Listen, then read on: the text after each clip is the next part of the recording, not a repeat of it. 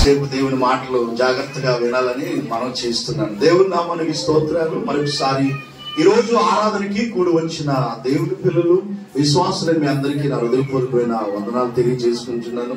అలాగనే యూట్యూబ్ ద్వారా దేవుని మాటలు వింటున్న దేవుని బిడ్డలందరికీ కూడా ప్రభువైన యేసుక్రీస్తు నామంలో ప్రత్యేకమైన శుభాలు, వందనాలు తెలియజేసుకుంటూ దేవుని వాక్యాన్ని మనం విందాం. దేవుని మాటలు మనం విందాం.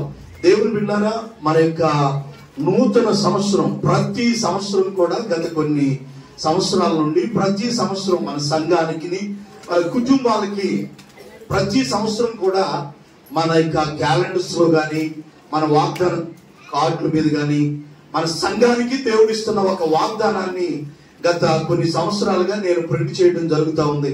ప్రభు నన్ను ప్రేరేపించి, దేవుడు నాతో మాట్లాడి ప్రేరేపించి సంవత్సరానికి ఒక వాగ్దానం ప్రభు మనకి ఇస్తూ ఉన్నారు. 2024 సంవత్సరంలో కూడా మనం ఒక వాగ్దానం ప్రింట్ చేసుకున్నాం. నేను మీకు ముందుగా నేను నీ ముందర నడుస్తాను, నేను మీకు తోడుగా ఉంటాను అనే మాటను గత 2024 సంవత్సరంలో మనం ప్రింట్ చేసుకున్నాం. అలాగనే ఈ సంవత్సరం కూడా మన ఆత్మీయ తండ్రి గారిని మనం మధ్యలోనికి ప్రభు పిలుచుకున్నారు. తండ్రి గారిని కోల్పోయిన సంఘానికి, ఇటు మా కుటుంబానికి ప్రభువా నేను ఏ వాగ్దానం నేను ఇవ్వాలి, సంఘానికి ఏ వాగ్దానం మాకు ఇస్తావు తండ్రి అని నేను దేవుణ్ణి అడుగుతూ ప్రేరేపించి దేవునికి నేను ప్రార్థనా పూర్వకంగా నేను సిద్ధపడుతున్నప్పుడు ప్రభు నన్ను ప్రేరేపించి ఈ సంవత్సరంలో మన సంఘానికి, మన కుటుంబానికి, ఆత్మీయ తండ్రి గారిని కోల్పోయిన మా కుటుంబానికి, సంఘానికి మరి ఏ వాగ్దానం ఇస్తావు ప్రభు అని నేను దేవుని సన్నిధిలో నేను కనిపెడుతున్నప్పుడు ప్రభు నన్ను ప్రేరేపించి మరి ప్రభు నాకు ఇచ్చినటువంటి వాగ్దానం ఏంటి అంటే, ఇర్మియా గ్రంథం 46వ అధ్యాయం 28వ వచనంలో దేవుడు మనకు ఒక వాగ్దానం ఇచ్చారు. అదేంటి అంటే, నేను నీకు తోడై ఉన్నాను, భయపడకుము అనే వాగ్దానాన్ని సంఘానికి, మన కుటుంబానికి దేవుడు మనకి వాగ్దానం ఇచ్చారు. ప్రభు స్తోత్రం చెప్పండి గట్టిగా. గత నూతన సంవత్సరం ప్రారంభమైన తర్వాత అటు 1వ తారీఖు కానీ, నేను 1వ ఆదివారం కానీ ఆ వాగ్దాన సందేశాన్ని మనం ధ్యానించలేకపోయాం. ప్రభు ఇచ్చిన ప్రేరేపణ ద్వారా ఈ 2025 సంవత్సరానికి ప్రభు మనకిచ్చినటువంటి వాగ్దానాన్ని, నేను నీకు తోడై ఉన్నాను, భయపడకుము అనే మాట పరిశుద్ధ బైబిల్ గ్రంథంలో నుండి ఇర్మియా గ్రంథం 46వ అధ్యాయం 28వ వచనంలో ఆ మాట అక్కడ మనకు కనబడుతుంది. ఏ మాట? నేను నీకు తోడై ఉన్నాను, భయపడకుము అనే వాగ్దానం. దేవునికి స్తోత్రం చెప్పండి గట్టిగా. హల్లెలూయా. ఈ లైవ్ లో దేవుని మాటలు వింటున్న వారికి కానీ, నేటి సంఘంలో కూర్చున్న వారికి కానీ ప్రతి ఒక్కరికి దేవుడు ఇస్తున్న ఒక చక్కటి వాగ్దానం ఏంటంటే, నేను నీకు మీకు తోడై ఉన్నాను, మీరు దేనికి భయపడొద్దు అంటున్నాడు. హల్లెలూయా. బహుశా 2024 సంవత్సరం వరకు కూడా నువ్వు భయపడుతూ నాకు ఎవరు తోడు లేరే అని బహుశా నువ్వు బాధపడుతూ ఉన్నావేమో. ఈ 2025 సంవత్సరంలో ప్రభు మీకు, మనకు అందరికి ప్రభు ఇస్తున్న వాగ్దానం ఏంటంటే, నేను మీకు తోడై ఉన్నాను అనే మాట ప్రభు మనకు వాగ్దానంగా, ప్రభు ఈ 2025 సంవత్సరంలో ఈ వాగ్దాన సందేశంగా ప్రభు మనకి ఇచ్చారు. ఈ 2-3 వారాలు నేనేం చెప్పాలనుకున్నానంటే, ప్రభు మనకిచ్చిన ఈ వాగ్దానాన్ని ఈ రాబోయే 2 వారాలు 3 వారాలు అవకాశాన్ని బట్టి ఇదే అంశాన్ని నేను సంఘంలో బోధిస్తాను. దేవుని బిడ్డలారా, మొదటిగా ఈ వారం నేను మీకు తోడై ఉన్నాను అనే మాట, వ్యక్తిగతంగా నేను నీకు తోడై ఉన్నాను, భయపడొద్దు అనే మాట ప్రభు మనకు వాగ్దానంగా మనం ప్రింట్ చేసుకున్నాం. ఈ వారం నేను మీకు చెప్పే మొదటి మాట, నేను నీకు తోడై ఉన్నాను అని దేవుడు చెప్తున్నాడు కదా. మొదటిగా దేవుడు ఎవరికి తోడై ఉంటాడో చెప్తాను. ఈ వారం ఎవరికి దేవుడు తోడై ఉంటాడు, ఎలా ఉంటే దేవుడు తోడుంటాడో ఈ వారం ఆ మాట చెప్పుకుందాం. తర్వాత దేవుడు తోడుంటే మనకి కలిగే ఆశీర్వాదాలు ఏంటి అనేది మరుసటి వారం చెప్తాను. ఆఖరిగా భయపడొద్దు అన్నాడు 2వ మాటగా. దాని గురించి మరొక వారం మనం ధ్యానం చేద్దాం. దేవునికి స్తోత్రం చెప్పండి. హల్లెలూయా. ఈ వారం మొదటిగా దేవుడు ఎవరికి తోడై ఉంటాడు, దేవుడు ఎవరికి తోడై ఉంటాడు. ఇర్మియా గ్రంథంలో మనం చదువుకున్న మాటను బట్టి నేను నీకు తోడై ఉన్నాను అనే మాట, ఈ మాట బైబిల్ గ్రంథంలో, ఇదే మాటని బైబిల్ గ్రంథంలో చాలా మందితో దేవుడు మాట్లాడాడు. ఏ మాట? నేను నీకు తోడై ఉన్నానని పౌలుతో మాట్లాడారు. పాత నిబంధనలో మరి అనేక మంది భక్తులతో దేవుడు మాట్లాడారు. ఏమని? నేను నీకు తోడై ఉన్నాను. ఇస్సాకుతో దేవుడు మాట్లాడారు, యాకోబుతో దేవుడు మాట్లాడారు, అబ్రహాముతో దేవుడు మాట్లాడారు. అనేక మంది భక్తులకి నేను నీకు తోడై ఉంటాను అనే మాట మాట్లాడారు. దేవుడికి స్తోత్రం కలుగును గాక. దేవుడు ఎవరికి తోడుంటాడు? అందరికీ తోడుగా ఉంటాడా అంటే ఉంటాడు. కానీ బైబిల్ గ్రంథంలో ప్రత్యేకించి దేవుడు ఎవరికి తోడుగా ఉంటాడో బైబిల్లో కొన్ని మాటలు రాయబడి ఉన్నాయి. అలా ఎవరైతే ఉంటారో అలాంటి వారందరికీ దేవుడు తప్పకుండా తోడు ఉంటాడు. వాస్తవానికి ఒక మాటలో చెప్పాలంటే యేసు ప్రభువుకి పెట్టబడిన పేరులో ఒక పేరు ఇమ్మానుయేలు. చెప్పండి, ఇమ్మానుయేలు అనే పేరు యేసయ్యకి నామకరణం పేరు పెట్టబడింది. ఇమ్మానుయేలు అనగా భాషాంతరమున దేవుడు మనకు తోడు అని అర్థం అంట. హల్లెలూయా. అంటే ప్రపంచ మానవాళ్ళందరికీ తోడుగా ఉండటానికే కన్య మరియ గర్భాన యేసయ్య ఈ లోకంలో జన్మించారు అనే విషయాన్ని ముందుగా మనం తెలుసుకోవాలి. దేవుని బిడ్డలారా, నేను నీకు తోడుంటాను, నేను మీకు తోడై ఉంటాను అని చాలా మంది మనుషులు మనకి చాలా సార్లు చెప్తుంటారు. కానీ అంతలోనే మనల్ని విడిచి వెళ్ళిపోతారు, అంతలోనే మనల్ని వదిలిపెట్టి వెళ్ళిపోతారు. కానీ మనం ఆరాధించే తండ్రి ఆ యేసయ్య మనకెప్పుడు కూడా తోడై ఉండేవాడు. మొదటిగా ఈ వారం ప్రభు మనకిచ్చిన వాగ్దానంలో నుండి ఎవరికి దేవుడు తోడుంటాడు? మొదటి మాట, రాజులు మొదటి గ్రంథం 18వ అధ్యాయం 14వ వచనంలో ఎలా ఉంటే దేవుడు మనకు తోడై ఉంటాడో ఒక్కొక్క విషయాన్ని మనం కొన్ని మాటలు సమయాన్ని బట్టి మనం ధ్యానం చేద్దాం. ఈ రోజు నీకు, నీ కుటుంబానికి దేవుడు తోడుండాలి. మనకు, మన సంఘానికి ఎవరైతే మరి దేవుడు తోడుండాలి అని కోరుకుంటున్నారో, దేవుడు నాకు తోడై ఉంటే బాగుండు అని నువ్వు ఆశపడినట్లయితే, దేవుడు చెప్పినట్లుగా మనం ఉంటే తప్పకుండా దేవుడు మనకు తోడుంటాడు. దేవునికి స్తోత్రం చెప్పండి గట్టిగా. రాజుల మొదటి గ్రంథం 18వ అధ్యాయం 14వ వచనం చదువుదాం. ఇప్పుడు ఆహాబు, రెండో రాజులు అనుకుని చూడండి, అదే రెండో రాజుల గ్రంథం అనుకుంటాను. రాజులు రెండో గ్రంథం చూడండి. నేను మొదటి రాజులు చెప్పినట్టున్నాను.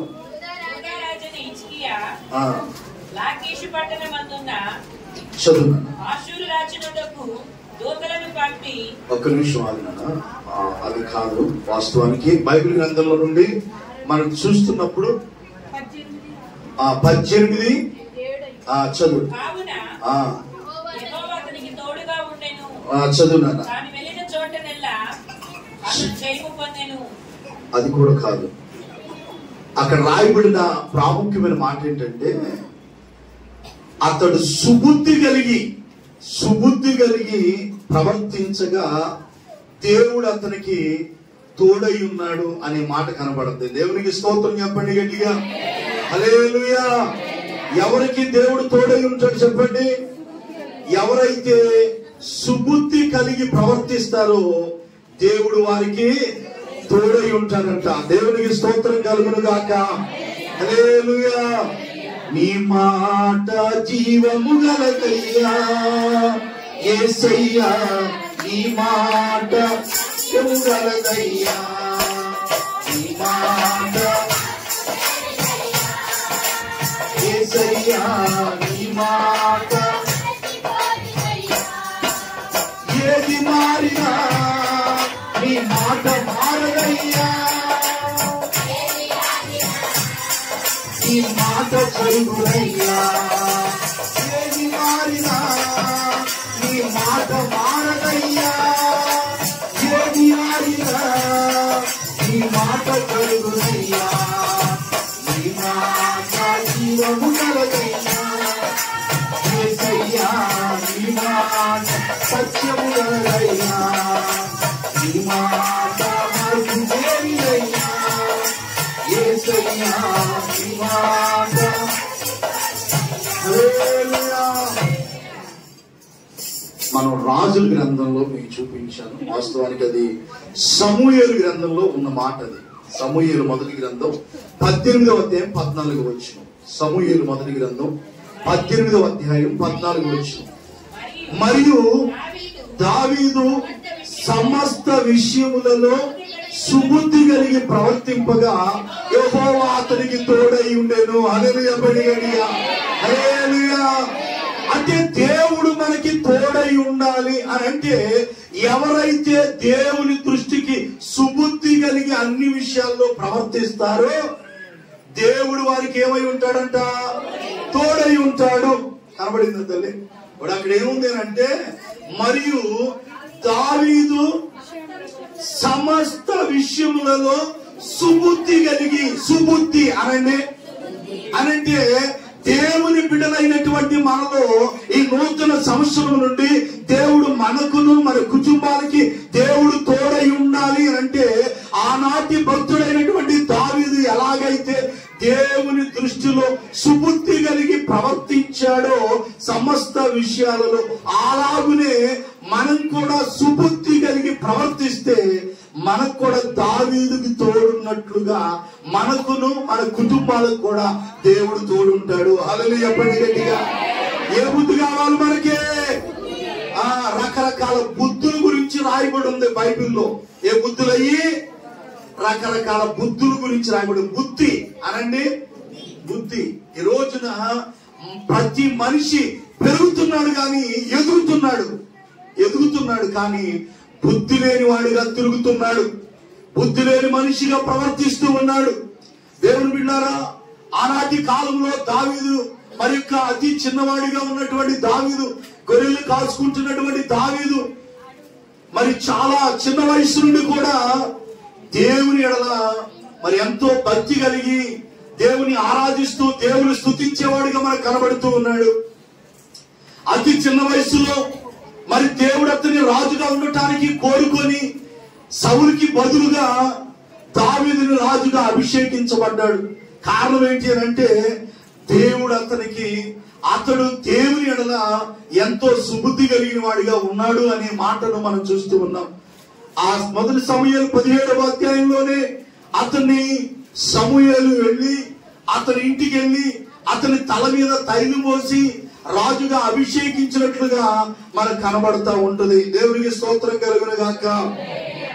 ఆ 16-17 అధ్యాయంలో మీరు తర్వాత చదువుకోండి అమ్మా. 16-17 అధ్యాయంలో గొర్రెలు వెంబడి తిరుగుతున్న దావీదుని సమూయేలు అనేటువంటి ఒక సేవకుని పంపించి అతని రాజుగా అభిషేకం చేయమని దేవుడు సమూయేలు అతని ఇంటికి పంపించాడు.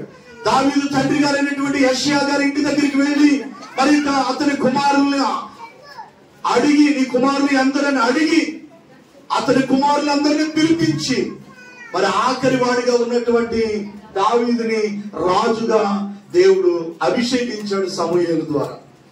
ఆ తర్వాత మనం చూస్తూ ఉన్నప్పుడు అతని యొక్క ముందుగా పరిపాలించినటువంటి గొప్ప రాజు అయినటువంటి సౌలు అతన్ని తొలగించి అతనికి బదులుగా దావీదుని రాజుగా అభిషేకించాడు. ఇందాక మొదటి సమూయేలు 18వ అధ్యాయం మనం 14వ వచనం చదివాం కదా. ఆ 12వ వచనంలో ఏముంది అంటే, 19వ వచనంలో కాబట్టి నాటి నుండి సౌలు దావీదు మీద విషపు చూపు నిలిపాను. 12వ వచనంలో యెహోవా తనను విడిచి అనండి. యెహోవా తనను విడిచి, తననంటే సౌలు విడిచిపెట్టేశాడు. అంతకుముందు సౌలుకి దేవుడు తోడున్నాడు, అంతకుముందు సౌలుతో ఉన్నాడు దేవుడు. ఇప్పుడు ఏం జరిగింది? అక్కడ ఉన్న మాట చదవండి తల్లి. యెహోవా తనను విడిచి దావీదునకు తోడై ఉండుట చూచి సౌలు దావీదునకు భయపడెను. హల్లెలూయా గట్టిగా చేతులు చెప్తే ఏమవుతుంది? హల్లెలూయా. రెండు చేతులు బాగానే ఉన్నాయిగా. నేను మర్చిపో ఫ్యాన్ లోకి వెళ్తాను. బాగానే ఉన్నాయిగా. మున్సిపల్ ఇప్పుడు కూడా సరిపడు. నాకేంటి సౌండ్? దేవుని స్తోత్రం కలుగును గాక. దేవుడు మనకు తోడై ఉండాలి అని అంటే సమస్త విషయాలలో సుబుద్ధి కలిగి మనం ప్రవర్తించాలంట. ఏం కలిగి ఉండాలి? సుబుద్ధి కలిగి మనం ప్రవర్తించాలి. గొప్ప రాజు అయినటువంటి సౌలు అంట దావీదుకు భయపడుతున్నాడంట. ఎందుకని? దేవుడు ఎవరికి తోడున్నారు? సౌలును విడిచిపెట్టేశాడంట, దావీదుకు తోడున్నాడు కాబట్టి సౌలు దావీదుకు భయపడుతున్నాడంట. ఎవరైతే దేవుని ఎడల సుబుద్ధి కలిగి ప్రవర్తిస్తారో వారికి దేవుడు తోడుంటాడు. ఎవరికైతే దేవుడు తోడుంటారో గొప్ప గొప్ప వాళ్ళు కూడా వారికి ఏం చేస్తుంటారు? భయపడుతూ ఉంటారు. ఎందుకని? దేవుడు వారి జోలికి మనం వెళ్ళకూడదు, దేవుడు వారికి తోడున్నాడని. హల్లెలూయా చెప్పండి గట్టిగా. దేవుని బిడ్డలారా, సమూయేలు వస్తున్నప్పుడు ఆ రోజున సౌలు కూడా భయపడ్డాడంట దైవజనుడికి. సౌలు కూడా సమూయేలుకి, ఈయనెవరు? సౌలు గొప్ప రాజు, సమూయేలు ఎవరు? దేవుని సేవకుడు. మరి అంత గొప్ప రాజుగా ఉన్న ఆయన సమూయేలుకి ఎందుకు భయపడుతున్నాడంటే వాళ్ళ మీద దేవుని అభిషేకం ఉంది, వారికి దేవుడు తోడున్నాడని గొప్ప రాజు అయినటువంటి సౌలు కూడా సమూయేలుకి భయపడినట్టుగా బైబిల్ గ్రంథంలో మనకు కనబడుతుంది. మీరు అర్థం చేసుకోండి దేవుని బిడ్డలారా, దేవుడు మనకి తోడుగా ఉండాలి అని అంటే మనం అన్ని విషయాల్లో ఏం కలిగి ఉండాలంటే సుబుద్ధి కలిగి ప్రవర్తించాలి. దావీదు చిన్న వయసు నుండి కూడా అన్ని విషయాల్లో ఏం కలిగి ఉన్నాడంటే మంచి శ్రేష్టమైన సుబుద్ధిని కలిగి ఉన్నాడు. ఈ రోజున నేటి మనుషుల్లో కొరత కొదువు ఏర్పడుతున్నది ఏంటి అని అంటే బుద్ధి లేని వాడిగా ఉంటూ ఉన్నాడు మనిషి. బుద్ధి జ్ఞానం లేని వాడిగా మనిషి ప్రవర్తించడాన్ని మనం చూస్తూ ఉంటున్నాం. ఈ రోజున దేవుడి మాటలు వింటున్న దేవుని బిడ్డారా, దేవుడు నీకు నీ కుటుంబానికి దేవుడు తోడుగా ఉండాలి అని నువ్వు ఆశపడుతున్నట్లయితే దావీదు మహారాజు ఎలాగైతే దేవుని ఎడల సుబుద్ధి కలిగి ప్రవర్తించాడో ఈ నూతన సంవత్సరం నుండి మనం కూడా సుబుద్ధి కలిగిన వారిగా ఉండాలని దేవుని వాక్యం చెబుతుంది. దేవుని స్తోత్రం చెప్పండి గట్టిగా. 32వ కీర్తన 9వ వచనంలో అద్భుతమైన మాట రాయబడింది. ఇక్కడ సుబుద్ధి అనండి, మంచి బుద్ధి. ఏంటో చెప్పండి అమ్మా. ఈ రోజున వయసు పెరుగుతుంది, మనిషి పెరుగుతున్నారు, కానీ మానవుల్లో ఈ బుద్ధి జ్ఞానం లేని వారిగా మనిషి జీవిస్తూ ఉన్నాడు. ఈ రోజున చదువుకున్న వారి సైతం బుద్ధి లేని వారిగా, జ్ఞానం లేని వారిగా ప్రవర్తించడాన్ని మనం చూస్తూ ఉంటున్నాం. ఈ లోక జ్ఞానం దేవుని దృష్టిలో అది వెరితనంగా ఉందని బైబిల్ చెప్తా ఉంది. ఈ లోక జ్ఞానం మనకి ఎంత ఉన్నప్పుడు కూడా దేవుని జ్ఞానం అనేది మనకి కావాలి. యాకోబు రాసిన పత్రికలో పై నుండి వచ్చే జ్ఞానం ఒకటి ఉందంట. దేవునికి స్తోత్రం కలుగును గాక. ఎక్కడి నుంచి వచ్చేది? పై నుండి వచ్చేదంటే దేవుని వల్ల కలిగే జ్ఞానం అది. అందుకని మహారాజు సొలొమోను కూడా దేవుని ఏం కావాలని అడిగాడు? ఏం కావాలి? నాకు బుద్ధి జ్ఞానం కావాలన్నాడు. 32వ అధ్యాయం కీర్తన 9వ వచనం ఏముంది? బుద్ధి జ్ఞానము లేని గుర్రముల వలనైనను కంచెల గాడిద వలనైనను మీరు ఉండకూడి. హల్లెలూయా పడి గట్టిగా హల్లెలూయా. ఎలా ఉండకూడదంటే మనం అమ్మా తల్లి బుద్ధి జ్ఞానము లేని గుర్రముల వలనైనను కంచెల గాడిదల వలనైనను మీరు ఉండకూడి అంటున్నారు కీర్తనాకారుడు ద్వారా. అంటే ఈ రోజున మనిషి ఎలా ప్రవర్తిస్తున్నాడంటే బుద్ధి జ్ఞానం లేని ఓ పశువులాగా ప్రవర్తిస్తున్నారు. అందుకనే ఎప్పుడో దేవుని వాక్యం చెబుతుంది ఏమనంటే బుద్ధి జ్ఞానము లేని గుర్రముల వలనైన కంచెల గాడిదల వలనైన మీరు ఉండొద్దు అంటున్నాడు. అంటే ఈ రోజున ఒక్కోసారి అంటున్నాడు ఈయన మనిషా పశువు అంటే మనిషే గాని పశువులాగా ప్రవర్తిస్తున్నాడు. అందుకని అంటున్నాడు ఈ మనిషే కానీ మృగమైపోయాడు. ఏమైపోయాడు? మృగంలాగా ప్రవర్తిస్తున్నాడు. అంటే నేటి దినాల్లో మనుషులు ఎలా ఉంటున్నారంటే మానవులుగా మనిషి జన్మ ఎత్తినటువంటి మనిషి కూడా ఆ మానవత్వాన్ని కోల్పోయి ఆ ఒక మృగాల్లాగా పశువులు చేసినట్టుగా ప్రవర్తిస్తున్నారు. అందుకని ఎప్పుడో దేవుని వాక్యం చెబుతుంది గుర్రంలా కానీ ఎలా ఉన్నాడు? కంచెల గాడిద. అంటే మనిషి ఏమైపోతున్నాడు? ఒక్కోసారి మనం అంటుంటా నువ్వు మనిషివా గాడిదవా అని అంట. ఎందుకు అంటున్నారన్నమాట? ఈ చేష్టలు ఎలా ఉన్నాయంటే గాడిదలాగా ప్రవర్తిస్తున్నాడు. నెక్స్ట్ స్త్రీలు కూడా పురుషులు అనబడిన వారు, స్త్రీలు అనబడిన వారు చాలా మంది ఎలా ప్రవర్తిస్తున్నారంటే బుద్ధి జ్ఞానం లేని గుర్రాల్లాగా కంచెల గాడిదలాగా ప్రవర్తిస్తున్నారు. బహుశా 2024 సంవత్సరం వరకు నువ్వు బుద్ధి జ్ఞానము లేని ఒక పశువులాగా ప్రవర్తించావేమో. దేవుడు చెప్తున్నాడు, ఆనాడు దావీదు తన జీవితంలో సుబుద్ధి కలిగి ప్రవర్తించాడు కాబట్టే దేవుడు అతనికి తోడై ఉన్నాడు. ఆయన కూడా ఏదో చండాలమైన బుద్ధి కలిగి ఏదో రకమైనటువంటి లోక సంబంధమైన బుద్ధి కలిగి ఉంటే ఆయనకి దేవుడు తోడై ఉండేవాడు కాదు. దేవుని వాక్యం వింటున్న ప్రియమైన సహోదరులారా, ఈ జనవరి నెల ప్రారంభమై 2వ వారం నడుస్తూ ఉంది. దేవుడు నీకు నీ కుటుంబానికి దేవుడు తోడు ఉండాలంటే నీకు ఉండాల్సింది ఏంటో తెలుసా? సుబుద్ధి. అనండి, సుబుద్ధి లేకపోతే ఎట్ట? ఏ బుద్ధి ఉండాలా? హల్లెలూయా. మళ్ళీ ఇంకో మాట చూపిస్తాను. సామెతల గ్రంథం చూద్దాం. మరొక వచనాన్ని మనం ధ్యానం చేద్దాం. కొన్ని మాటలు చెప్పి నేను ముందుకు వెళ్తాను. మన సుబుద్ధి కలిగిన వారిగా ఉండాలి. సుబుద్ధి అనేది ఎంతో అవసరం. బుద్ధి లేని కుమారుడు తండ్రికి దూరం అయిపోయాడు. కాబట్టి ఈ రోజున నేటి మానవుల పరిస్థితి ఎలా ఉందనంటే బుద్ధి లేని వాడిగా మానవుడు ప్రవర్తిస్తున్నాడు. అందుకే సొలొమోను సామెతల గ్రంథంలో ఒక మాట రాయించాడు. 4వ అధ్యాయం, సామెతల గ్రంథం 4వ అధ్యాయం 7వ వచనం 2వ లైన్ లో ఉన్న మాట చదవండి. సామెతల గ్రంథం 4వ అధ్యాయం 7వ వచనం 2వ లైన్ ఒకరు చదవండి. నీ సంపాదనంతా ఇచ్చి, ఏంటిది? ఏమంతా ఇచ్చి? మన సంపాదన అంతా ఇచ్చంట. ఎందుకని? అంత అవసరం బుద్ధి? అవసరమే. అన్నిటికంటే కావాల్సింది ఏంటి? బుద్ధి. పైన ఏమంటాడు? 5వ వచనం చూడు, జ్ఞానము సంపాదించుకొనుము. ఏమి సంపాదించుకోవాలంట?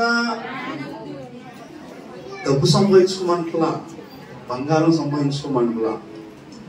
జ్ఞానం సంపాదించుకోను, బుద్ధి సంపాదించుకో. మనిషి ధనం సంపాదించుకుంటున్నాడు, విలువైన వస్తువులు సంపాదించుకుంటున్నాడు, ఇంకేమేమో కావలసినవి సంపాదించుకుంటున్నాడు, కానీ జ్ఞానం సంపాదించుకోలేకపోతున్నాడు. దేవుని జ్ఞానం. నా ప్రజలు జ్ఞానం లేకనే నశించిపోతున్నారు అన్నాడు మరొక చోట. దేవునికి స్తోత్రం కలుగును గాక. ఏ జ్ఞానం కావాలి మనకనంటే యెహోవాను గూర్చిన జ్ఞానము సంపాదించుకుందాము రండి అని రాయబడిందో చోట. ఏ జ్ఞానం అంట? దేవుని గురించినటువంటి జ్ఞానం మనకు కావాలా. ఈ రోజున నువ్వు ఎంతో గొప్ప చదువులు మనం చదువుకోవచ్చు, ఎంతో జ్ఞానాన్ని నువ్వు సంపాదించుకోవచ్చు. చివరి ఆఖరికి దేవుని గురించిన జ్ఞానం నీకు లేకపోతే అంతా కూడా శూన్యం. దేవుని గురించి జ్ఞానం. నిన్ను ఎవరు సృష్టించారు, నిన్ను ఎవరు కలుగు చేశారు, నీ తర్వాత మరణించిన తర్వాత నీ యొక్క జీవిత గమ్యం ఏంటి, నువ్వు ఎక్కడికి వెళ్తావు, ఆ జ్ఞానం అనేది నువ్వు సంపాదించుకోకపోతే నీ జీవితం అంతా కూడా వ్యర్థం. యెహోవాను గురించినటువంటి జ్ఞానం కావాలి మనకి.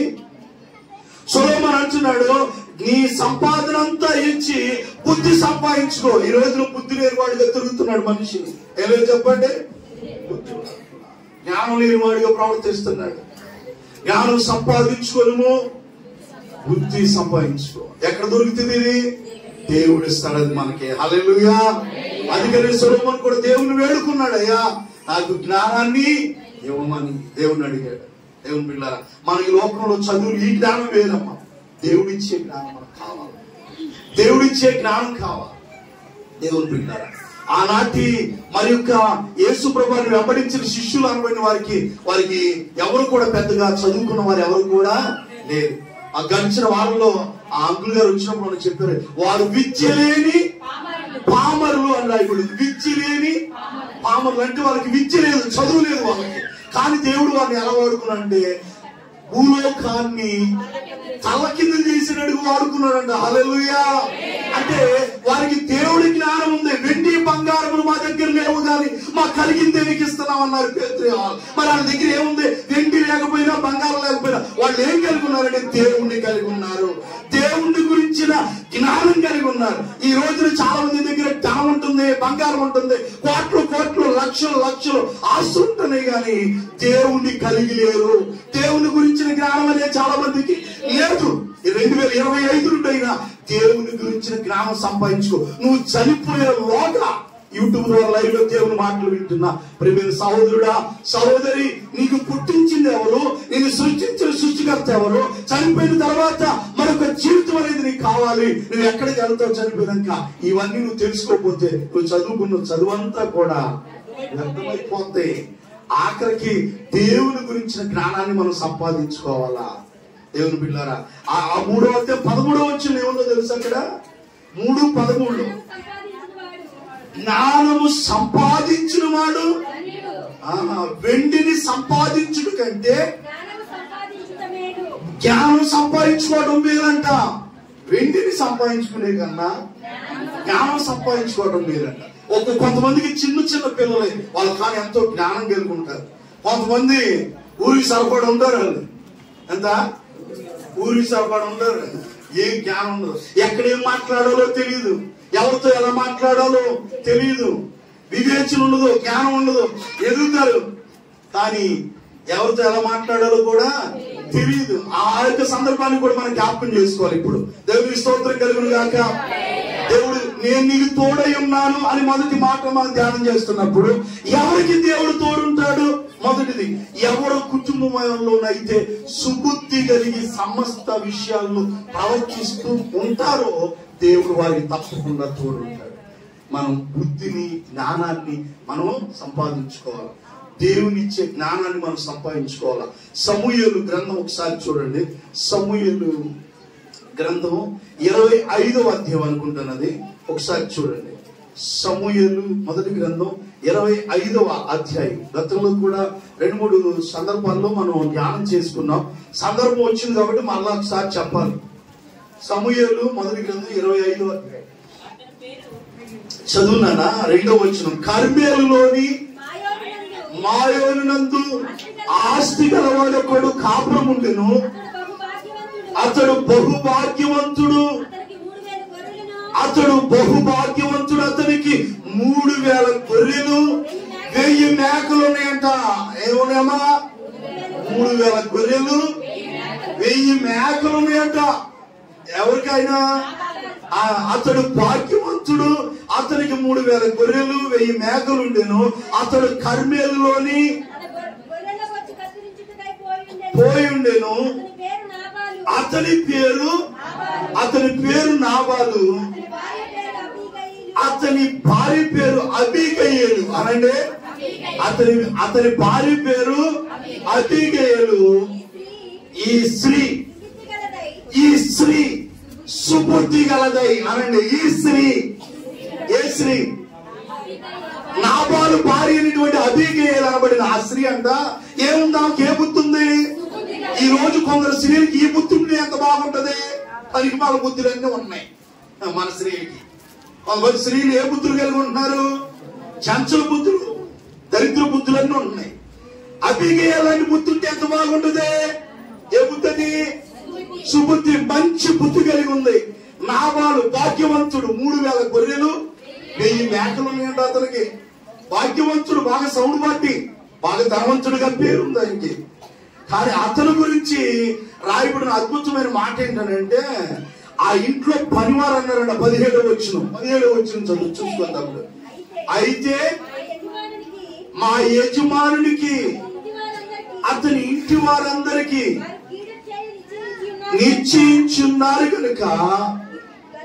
కనుక ఇప్పుడు నీవు చేయవలసిన దాన్ని జాగ్రత్తగా ఆలోచించు.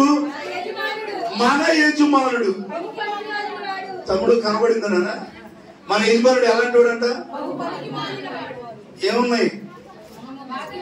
భాగ్యవంతుడే, ధనవంతుడే పేరుకి. కానీ ఎలాంటి వాడంట?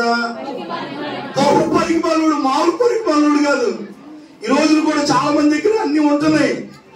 పనికిమాల బుద్ధులు, పనికిమాల మనుషులుగా ప్రవర్తిస్తున్నారు. ధనం ఎవరికి కావాలి?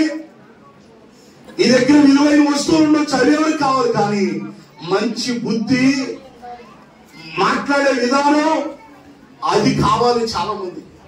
ఈ రోజున అక్కడ కనబడుతుందమ్మా, మన యజమానుడు బహు పనికి మానవాడు. ఎవరితో తనతో మాట్లాడిడమ్మా, ఎవరితో ఎలా మాట్లాడు అతనికి ఆ పైన చదువుకోండి మీరు. అమ్మ, దావీదు ఇంటి దగ్గర నుంచి కొంతమంది వచ్చారు, వాళ్ళతో ఎలా మాట్లాడాలో మన యజమానుడికి తెలియదమ్మా. ఒక యజమానుడు భార్య దగ్గరికి వచ్చి ఆ పని వాళ్ళు అన్నారంట, మన యజమానుడు అమ్మా, మీ యజమానుడు ఉన్నాడు కదా, బహు పరిమాణం. అసలు పన్నోళ్ళు యజమానులు పరిమాణాలు నూరు పీక్ ఉంటారు. నా ఇంట్లో పని మనిషి ఆట నా పక్కన పడుకొని పరిమాణం అంటారని మిమ్మల్ని వారికి ఇచ్చేసి రామలింగారు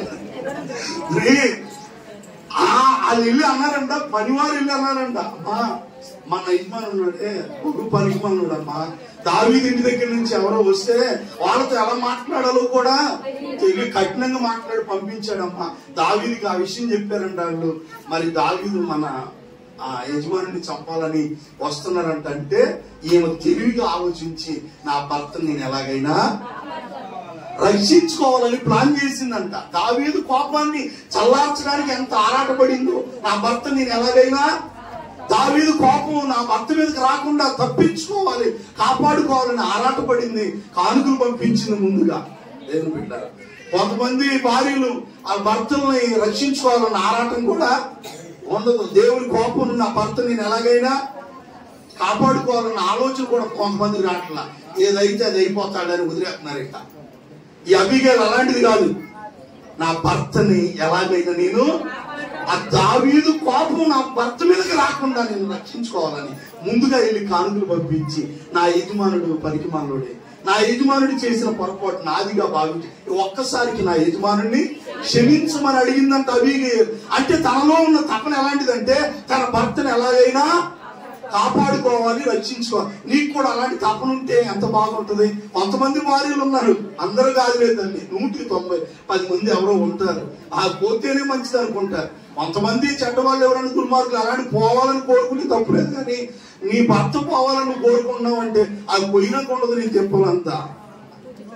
ఈ భర్తను ఎలాగైనా దేవుని ఉగ్రత నుంచి రక్షించుకోవాలని చూడాలి. కానీ ఈ భర్త కోసం ప్రార్థన చేసుకొని నా భర్త మీదకి దేవుని కీడు రాకూడదు, నా భర్త మీదకి దేవుని ఉగ్రత రాకూడదని అతని కొరకు నువ్వు ప్రార్థన చేసి స్త్రీగా ఉండాలి. కానీ అది పోతమే మంచిదని నువ్వు కోరుకున్నావు అనుకో, పోయిన పరిస్థితి ఎంత అది తీర్చిది అర్థమైతే ఉంటుంది. కొంతమంది సహోదరి అబీగైల్ ఎలాంటిదంటే శ్రేష్టమైన సుబుద్ధి కలిగింది అనమాట. గొప్ప మాట ఏంటంటే గతంలో కూడా మీకు చూపించా, 33వ వచనం ఏముందనంటే, నీవు చూపిన బుద్ధి విషయమై నీకు ఆశీర్వాదం కలుగునుగాక. హల్లెలూయా. అంటే అబీగైల్ బుద్ధి ఏం తెచ్చిపెట్టింది? ఏం తెచ్చిపెట్టింది? దావీదు అంటున్నాడు, నేను నీకు మాట ఇస్తున్నాను, నీ భర్త నేనేమి నేను చేయను అన్నాడు. దావీదు క్షమించాడు, కానీ నాబాల్ని దేవుడు క్షమించలా.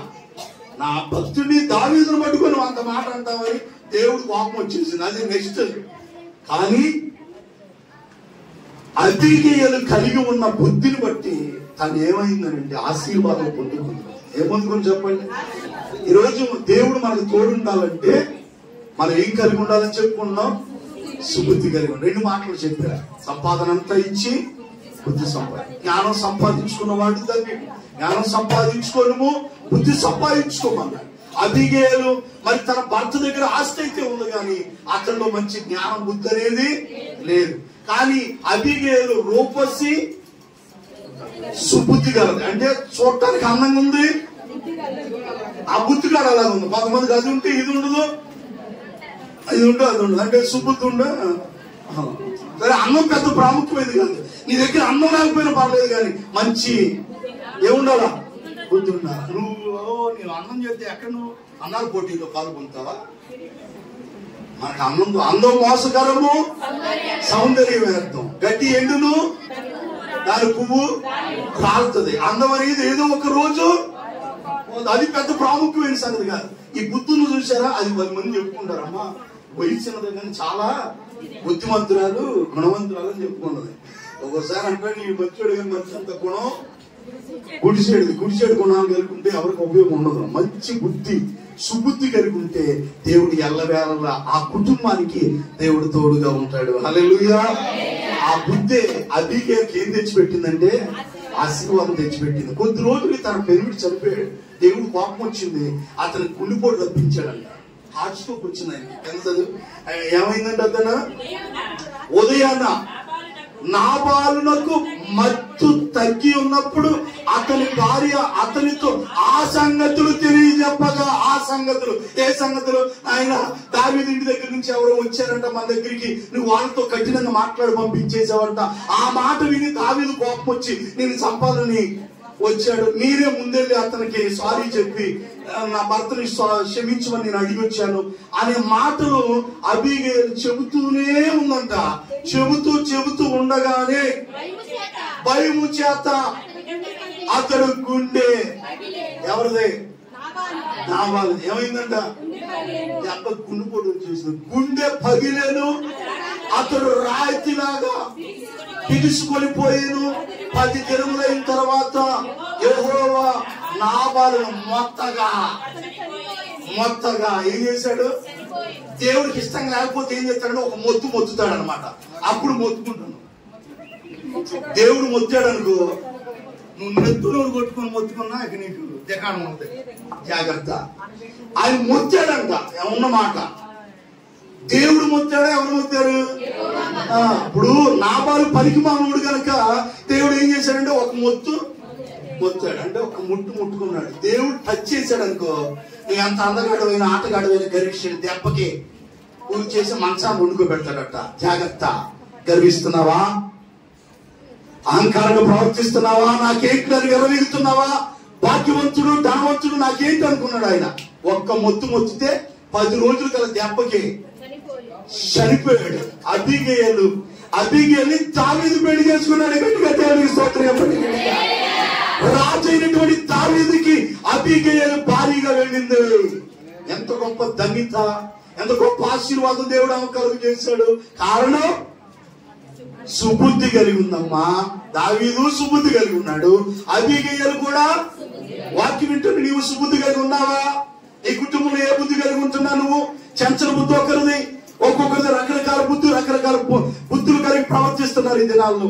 కానీ అది ఏది కాదు. కానీ దేవుడిచ్చే ఆ సుబుద్ధిని మనం కలిగి ఉంటే దేవుడు మనకి తోడై ఉంటాడు. దేవుడికి స్తోత్రం చెప్పండి గట్టిగా. హల్లెలూయా. మరొక 5 నిమిషాలు వినండి. దేవుడు ఎవరికి తోడుగా ఉంటాడో రెండో మాట చెప్తాను నేను. ఈ రోజున దేవుడు మనకి ఇచ్చిన వాగ్దానంలో నేను నీకు తోడుగా ఉన్నాను అని దేవుడు మనకు వాగ్దానం చేశాడు. ఎవరికి దేవుడు తోడుంటారంటే ఫస్ట్ గా ఎవరైతే దేవుని యొక్క సుబుద్ధి కలిగి సమస్త విషయాలు ప్రవర్తిస్తారో దేవుడు వారికి తోడై ఉంటాడని మనం చెప్పుకున్నాం. రెండో మాటగా ఇక నుంచి ఈ నూతన సంవత్సరంలో ప్రభువా నేను దావీదులాగా అబీగైలు అని నీ ఎదుట నేను సుబుద్ధి కలిగి ప్రవర్తిస్తానయ్యా అని ఒక నిర్ణయం చేసుకొని ఒక తీర్మానం చేసుకుంటే కనుక ఈ సంవత్సరం ఈ 2వ వారం నుండి దేవుడు నీకు నీ కుటుంబానికి తోడై ఉంటాడు. రెండో మాట చెప్పి నేను ముగిస్తాను. మిగిలి మన ముందున్న వారాల్లో మనం నేర్చుకుందాం. సామెతల గ్రంథం 3వ అధ్యాయం 32వ వచనం. ఎవరికి తోడుగా ఉంటాడు దేవుడు అనే మాట మనం ఆలోచన చేసినప్పుడు సామెతల గ్రంథం చదువు తల్లి, పైన కింద 2 లైన్లు చదువు. కుటిల వర్తనుడు యెహోవాకు అసహ్యుడు, యథార్థవంతులకు ఆయన తోడుగా ఉండును. హల్లెలూయా అనండి. ఎవరికి తోడుగా ఉంటాడంట? ఎవరికి? యథార్థవంతులకి ఆయన తోడుగా ఉండును. ఎవరు? దేవుడు ఎవరు తోడుంటాడంట? అందరికీ తోడుంటాడు అన్నది ఒక విషయం. అయితే ఈ ప్రత్యేకంగా ఇలాంటి లక్షణాలు ఎవరైతే కలిగి ఉంటారో వారికి ఎప్పుడూ కూడా దేవుడు తోడుంటాడు. అంటే దేవుడు మనకు తోడు ఉండాలంటే మనం ఏం కలిగి ఉండాలి? యథార్థంగా ఉండాలా? ఎలా ఉండాలా? ఇంటిగా యథార్థంగా ఉండాలా? యథార్థంగా ప్రవర్తించాలా? దేవుడు 2024 సంవత్సరం ఆఖరి దాకా నువ్వు యథార్థంగా కలిగి ఉండలేకపోయావేమో. ఈ సంవత్సరం ప్రారంభం నుండి నీవు నీ కుటుంబంలో అన్ని విషయాల్లో మనం ఏం కలిగి ఉండాలా? చెప్పండి, ఏం కలిగి ఉండాలి? యథార్థం. కుటిల వర్తనుడు యెహోవాకు అసహ్యుడు, యథార్థవంతులకు ఆయన తోడుగా ఉంటాడు. ఎవరికి? ఎవరు యథార్థవంతులండి? ఎవరు అసలు యథార్థవంతులు? దేవుడు యథార్థవంతుడు. ఆయన బిడ్డలైనటువంటి మనం కూడా చెప్పండి ఎలా ఉండాలి? యథార్థంగానే ఉండాలి. 18వ కీర్తనలో దేవుడు యథార్థవంతుడు అనే మాట అక్కడ ఉండదు. చదువుకున్న 18వ కీర్తన 2 వచనాలు చెప్తాను తల్లి. 2 వచనాలేనండి. 18వ అధ్యాయం 30వ వచనం. కీర్తన 18:30. దేవుడు యథార్థవంతుడు. హల్లెలూయా చెప్పండి గట్టిగా. దేవుడు ఎవరంట? మనం ఆరాధించే దేవుడు ఎవరు చెప్పండి? మరి ఇప్పుడు ఆయన ఆరాధించే మనం కూడా ఎలా ఉండాలా? యథార్థంగా ఉండాలా? లెగితే ఆపద్దారు అంతమంది లేకటమే దేంతో మొదలు పెడతారు. కొంతమంది అట్లా అలవాటుగా లేకటమే బ్రష్ అయినాక అప్పటి నుంచి మొదలు పెట్టే దళితులు కూడా ఉన్నారు, మారరాళ్ళు.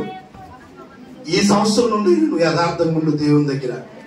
పైన 23వ వచనంలో 25వ వచనం 2వ లైన్ మాట చదువుతుంది.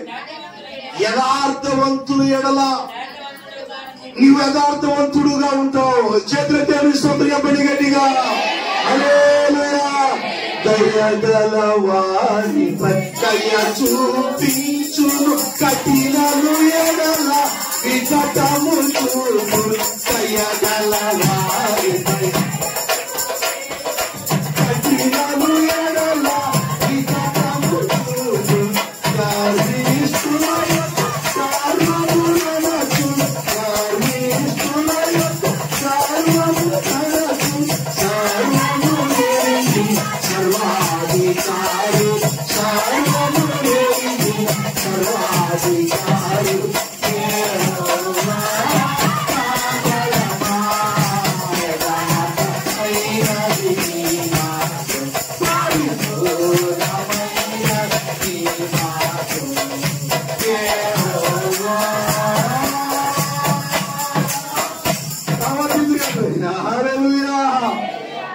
యథార్థవంతులు ఎడల పైనుంది దయగల వారిపై.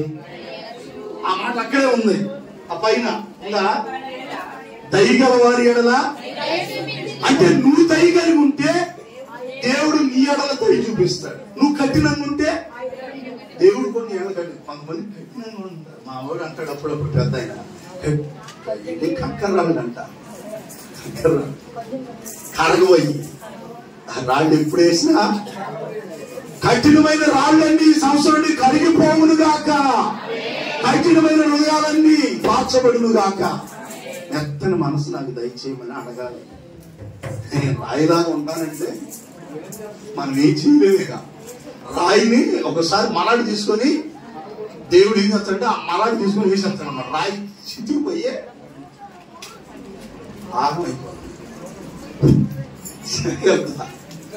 కరిగిపోయే వారిగా ఉండాలా. కఠినంగా ఉంటానంటే కుదరదు. మరి దేవుడి పెట్టలో ఇంకా ముఖ్యంగా ఏం చేయాలంటే కఠినత్వం అనేది ఉండకూడదు. మెత్తని మనసు కలిగి ఉండాలి. మృదువైన సాధువైన స్వభావం, మృదువైన మనస్తత్వాన్ని కలిగి ఉంటే బాగుంటుంది. దయగల వారి ఎడల నువ్వు దయ చూపిస్తావు. యథార్థవంతుల ఎడల నువ్వు యథార్థంగా ఉంటావు.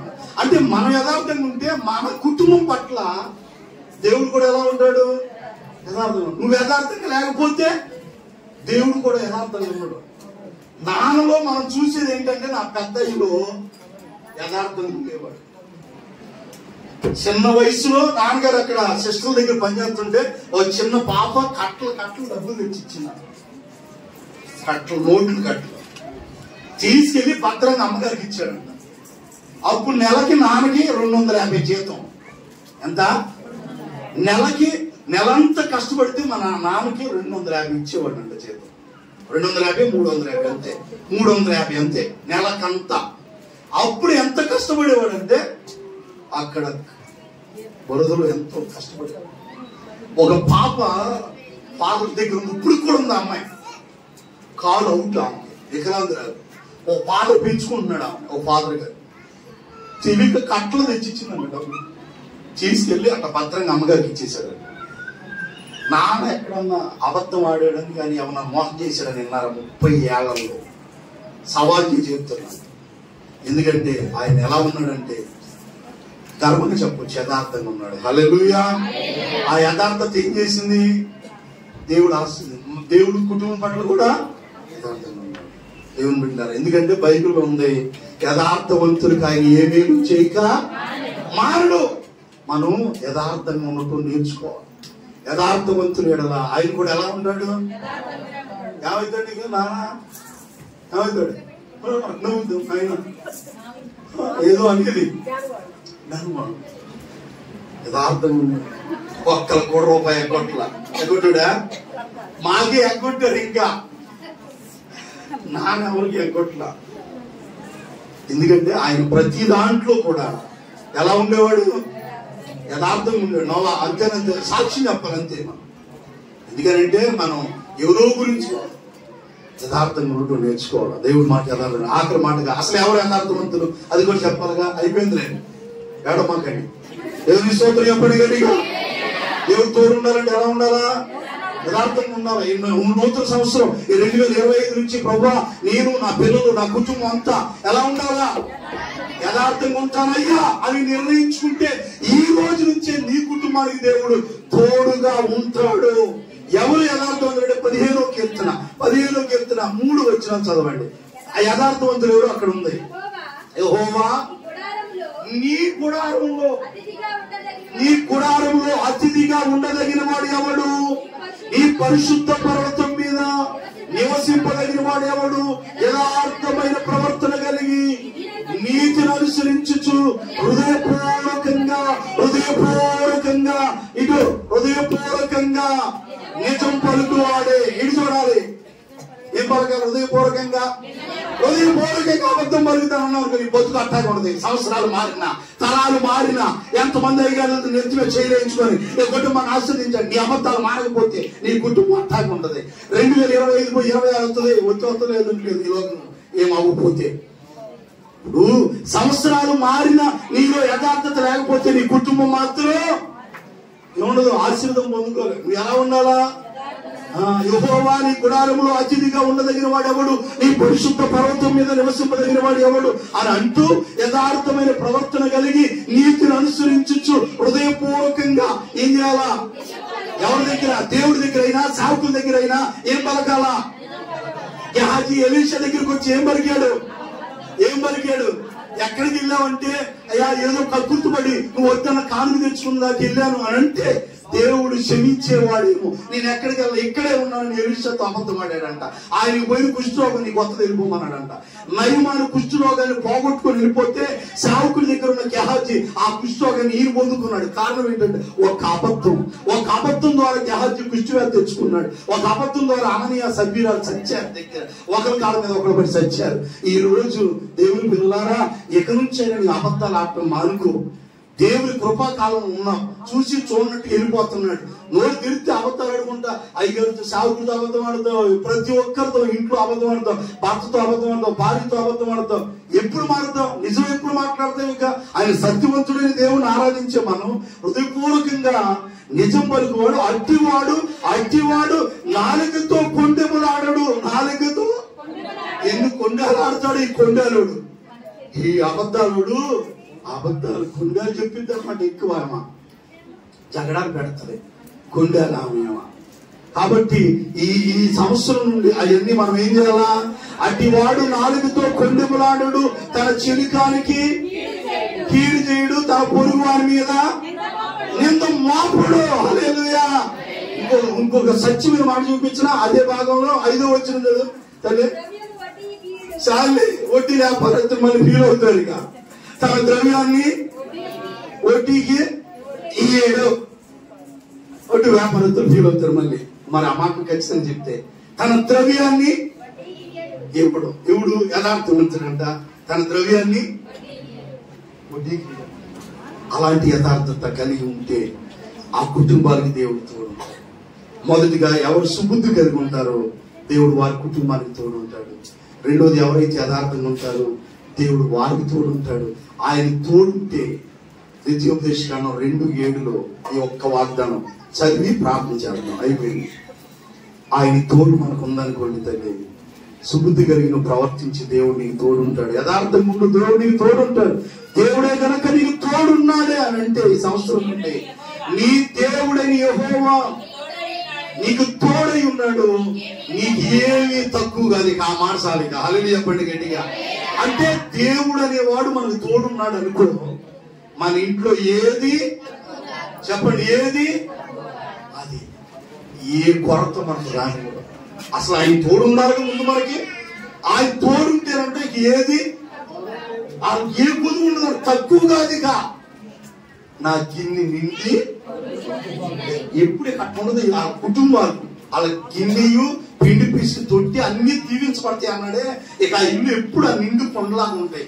ఈ అబద్ధాలు ఆడతా నాలుగుతో కుండా చెప్పుకుని ఉంటారే, ఏదో కాస్తంత ఆశ్రయించబడినట్టు ఉన్నా వాళ్ళు అట్ట ఏడుతుంటారు. ఇక అది ఆశీర్వాదంగా ఉండదు. దేవుడు తోడుంటే ఇక అందులో ఉండే ఆశీర్వాదం ఆ ఇంట్లో ఏది. తండ్రి, ఈ సంవత్సరం నుండి నీవు నాకు తోడై ఉండయ్యా, నేను సుబుద్ధి కలిగి ఉంటా, యథార్థంగా ఉంటాను, నువ్వు నా కుటుంబానికి తోడుండని ప్రార్థన చేద్దాం. దేవుడి మాటలు దీవించును గాక. ఆమేన్. దేవుడు మిమ్మల్ని మీ కుటుంబాన్ని ఆస్వాదించును గాక. వచ్చిన ప్రార్థన. పరిశుద్ధుడా, ప్రేమ కలిగిన తండ్రి, నీకు వందనాలు, స్తోత్రములు నాయనా. 2025వ సంవత్సరంలో ప్రవేశించిన తర్వాత మరొక వారం అందరూ కూడా నీ సన్నిధిలో చేరి నిన్ను ఆరాధించుకునే గొప్ప భాగ్యాన్ని మీరు మాకు ఇచ్చినందుకు నీ స్తోత్రం ప్రభువా. అయ్యా, ఈ సంవత్సరంలో మీరు మాకు ఇచ్చిన వాగ్దానాన్ని, ఈ 2 వారంలో వాగ్దాన సందేశాన్ని మీరు మాట్లాడి, నేను నీకు తోడై ఉన్నాను, భయపడొద్దని మీరు మాట్లాడుతూ ఎవరికి మీరు తోడుంటారు కొన్ని విషయాలు మీరు మాతో మాట్లాడారు నాయన. ఆనాటి కాలంలో దావీదు సమస్త విషయాల్లో సుబుద్ధి కలిగి ప్రవర్తించినప్పుడు దావీదుకి మీరు తోడుగా ఉన్నారు. దావీదుకి మీరు తోడున్నారు కాబట్టి గొప్ప రాజుని సౌలు అతను చూసి భయపడ్డాడంట నాయన. అయ్యా, నీ తోడు మాకు కావాలి. ఈ లోకంలో మేము ముందుకు సాగాలంటే నీ తోడు మాకు కావాలి. ఆనాటి ఇశ్రాయేలు ప్రజలు అరణ్యంలో ప్రయాణం చేస్తున్నప్పుడు నేను మీతో రాను అన్నందుకు వాళ్ళు భయపడి బాధపడి కన్నీళ్లు గార్చారు. నువ్వు రాకపోతే ఈ అరణ్యంలో మేము ఎలాగో ప్రయాణం చేయగలమని. నిజమే ప్రభువా, ఈ జీవన యాత్రలో, ఈ మనుగడలో, మా జీవన ప్రయాణంలో మీరు మాకు తోడు రాకపోతే మేము అడుగు కూడా ముందుకు వేయలేము. ఎల్లప్పుడూ మీరు మాకు తోడు ఉండాలయ్యా. అబీగయీలు వలె, దావీదు వలె సుబుద్ధి కలిగి ఉండటానికి సహాయం చేయి. రెండోది, యథార్థవంతుడికి మీరు తోడుగా ఉంటారన్నారు. అటు యథార్థత నాకు మాకందరికీ దయచేయి. మా జీవిత దినముల్లో నిజం పలికే వారిగా యథార్థంగా జీవించే కృప దయచేయి ఆయన. గెహజీ చిన్న అబద్ధం ఆడితేనే కుష్ఠవ్యాధి తెచ్చుకుంటే, అన్య సభ్యులు అబద్ధాలు ఆడినందుకే ఒకరి ప్రాణాలు ఒకరు కోల్పోతే, ఈ నేటి దినాల్లో ఎన్నో సందర్భాల్లో అబద్ధాలు ఆడుతున్న మా పరిస్థితి ఏంటి తండ్రి? అయ్యా, చూసి చూడనట్టుగా వెళుతున్నాను. యథార్థవంతులకు నువ్వు ఎప్పుడు తోడుంటావయ్యా. యథార్థవంతులు నువ్వు యథార్థంగా ఉంటానంటున్నావు. అటు యథార్థత నాలో మాలో దయచేనైనా.